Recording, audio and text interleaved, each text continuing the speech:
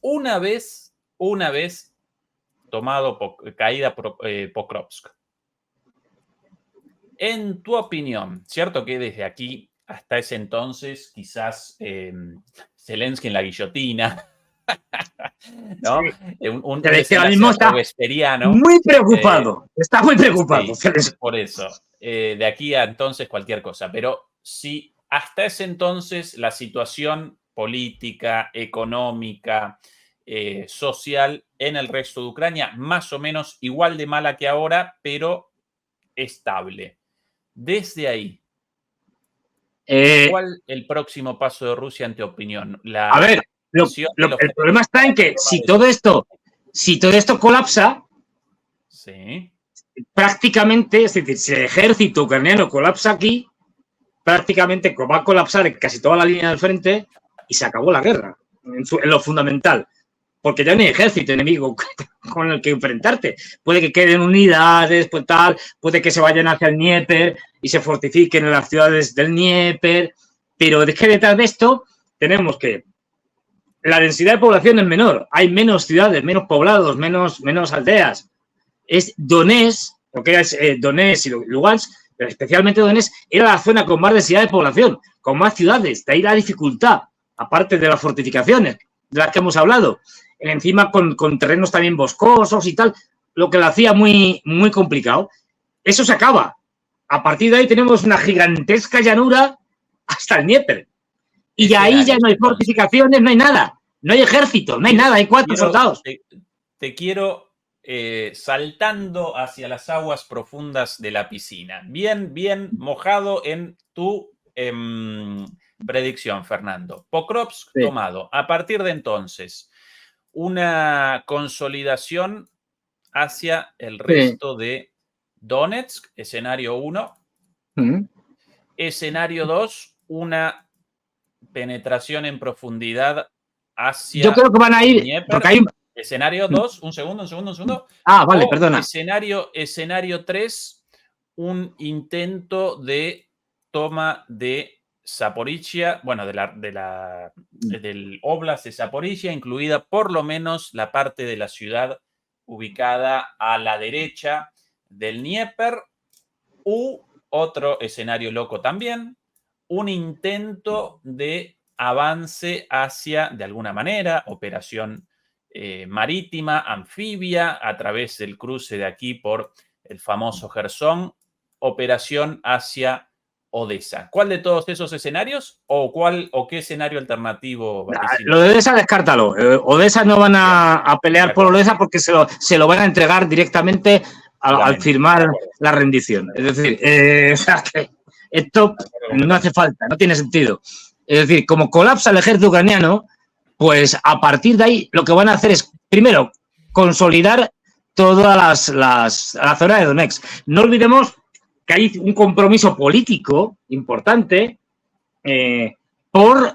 inicial, luego cuando se inicia la operación militar especial, ya también en Zaporizhia y en Gerson, pero inicialmente por conquistar la República Popular de Donetsk y la República Popular de Lugansk, que, si os acordáis, en 2022 se declaran independientes, Rusia las reconoce independientes, luego a los 2 días se incorporan a Rusia y tal, no oficialmente, y con lo cual pueden entrar a los referéndums, pero con lo cual eso estaban obligados, digamos.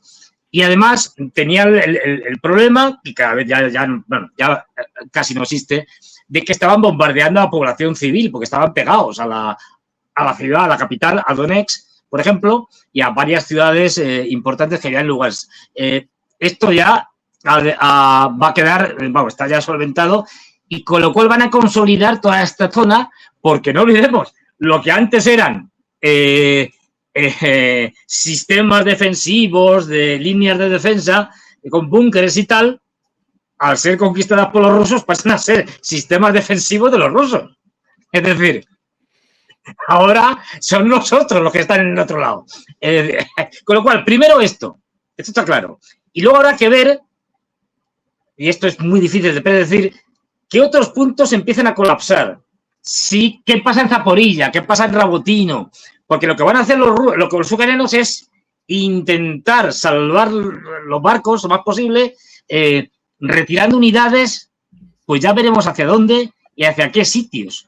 Pero tendrán que retirarse, no se pueden quedar aquí. Es decir, porque esto sería suicida, los iban a terminar embolsando. Tendrán que buscar alguna otra línea más retrasada para poder, las unidades que queden, que no colapsen, para poder reorganizarse y tener tiempo. Tener tiempo significa, a ver, cuando avancen los rusos, por problemas logísticos, tienen que consolidar el territorio. O sea, avanzar, consolidar el territorio, hay que administrarlo.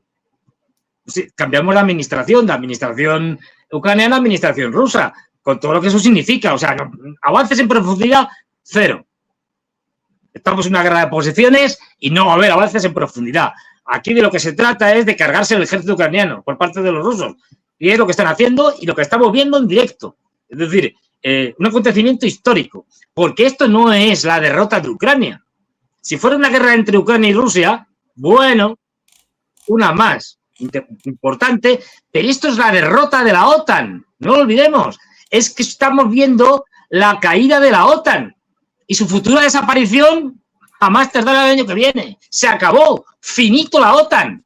Es que esto es importantísimo. Yo me acuerdo, por poner un ejemplo, digamos, un equivalente en cierto sentido, yo me acuerdo en 1991, cuando el golpe de Estado contra Gorbachev, el golpe de Estado fracasa y entonces Gorbachev, Yeltsin se lo trae y si no se lo trae a la Duma, al Parlamento, digamos, de la Unión Soviética, no, se lo trae al Parlamento de Rusia, del que era presidente.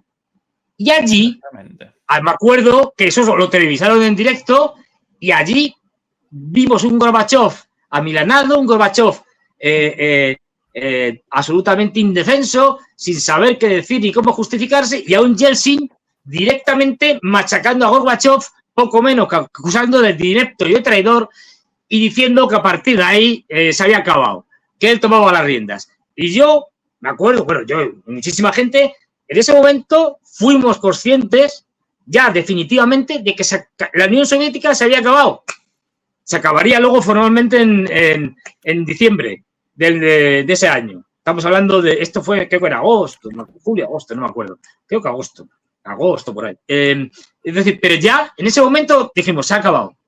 Estamos viendo en directo el colapso de la Unión Soviética escenificado. 8 de diciembre del 91, los acuerdos de Belovecha. De Belovetsky, pero cuando esto fue, ¿cuándo fue el golpe de Estado?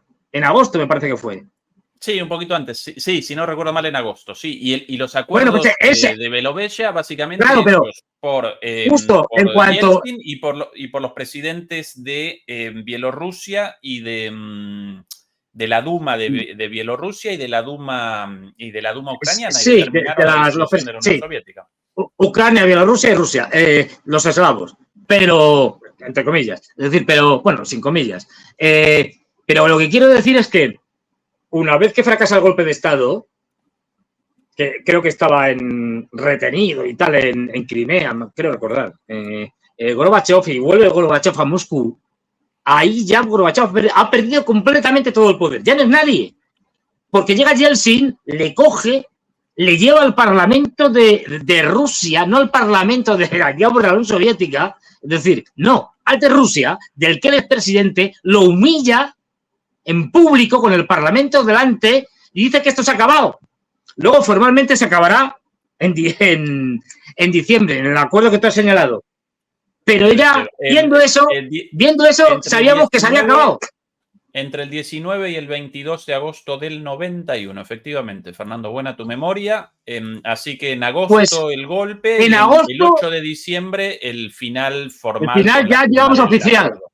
Pero ya sabíamos, desde que vimos esto, yo desde que vi esto, ya sabía que la Unión Soviética se había acabado. Porque vimos a un Gorbachev absolutamente desarmado, sin capacidad de contestar a Yeltsin, casi pidiendo disculpas, es decir, una cosa vergonzosa. Y un Yeltsin crecido, dándole mamporros dialécticos a Gorbachev y acusándole de todo lo acusable. Es decir, con lo cual estaba diciendo que esto se había acabado, que el que mandaba ahí era él. y Rusia.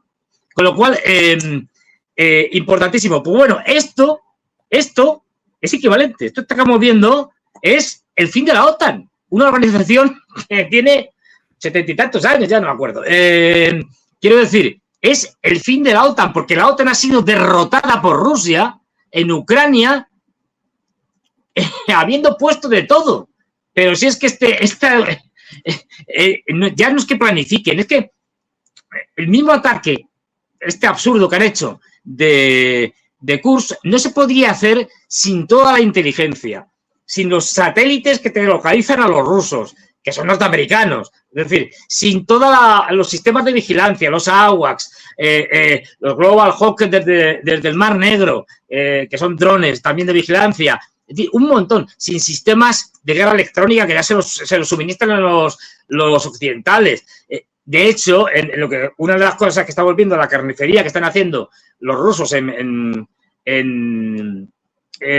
Kursk y lo que les queda por ver a los ucranianos, lo que estamos viendo es que ya allí, ya lo sabemos, es decir, que hay unidades europeas, francesas, polacas, ya no lo ocultan. Desde que lo dijo Scholz, ya está claro, británicas, norteamericanas manejando los sistemas, los HIMARS, manejando los sistemas, los Patriot, se han encargado 3 Patriot ya en Kursk, es decir. Otro día, Fernando, respecto a esto, Jeffrey Sachs, para mí uno de los analistas geopolíticos y geoeconómicos más lúcidos del mundo, profesor en Estados Unidos, pero bueno, cancelado naturalmente por sus posiciones críticas respecto al imperialismo estadounidense. En una entrevista consultado sobre la guerra proxy entre Rusia y Estados Unidos, respondió: ¿qué guerra proxy? Esto ya es una guerra directa. Claro, es que efectivamente, es que tiene toda la razón del mundo.